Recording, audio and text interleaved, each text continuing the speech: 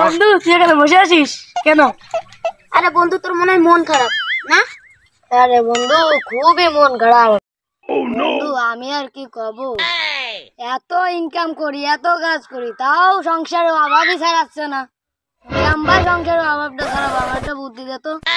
আরে বন্ধু আমার চেনা একটা সাধু বাবা আছে, তার কাছে গেলে তোর সব সমস্যার সমাধান হয়ে যাবে। কলা গাছের নিচে থাকে সে। আরে চলো বন্ধু হ্যাঁ, ওই সাধু বাবার কাছে তাহলে চলো।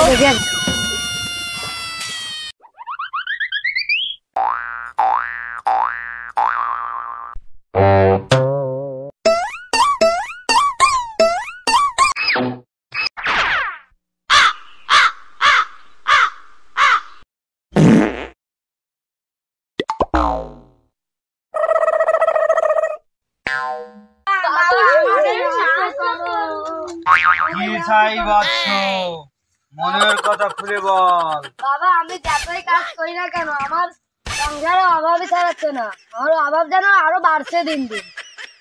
তোর সব সমস্যার সমাধান আমি করে দেব। বাড়ির উঠোন থেকে এক মুষ্টি মাটি নিয়ে আসবি, তাই দেখেই আমি তোর সমস্যার সমাধান করে দেব। আচ্ছা সাধু বাবা যাই মাটি নিয়ে আসি। তোদের কল্যাণ হোক বাচ্চ।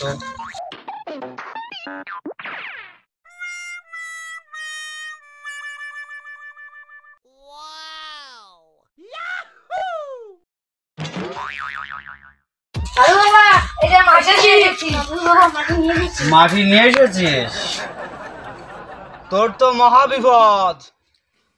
তোর বোর চরিত্র খারাপ, তোর ঘরে দুটো সন্তান আছে, তা তোর না। বাবা কিন্তু এই মাটি তো আমার উঠোনে তা না, আমার বাড়ির উঠোন থেকে আনা। হ্যাঁ? বলি কি লাস্টে আমার বউ